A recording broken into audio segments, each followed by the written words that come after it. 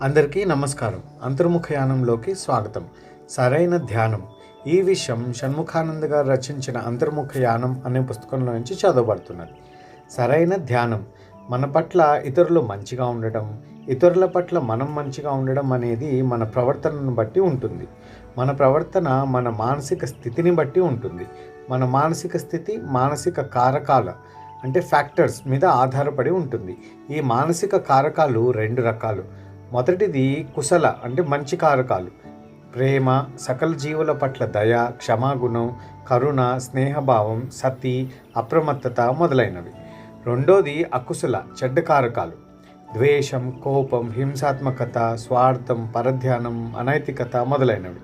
మనస్సునందు కుశల కారకాలను నింపుకొని అకుశల కారకాలను నెట్టివేయడమే నిజమైన సరైన ధ్యానం.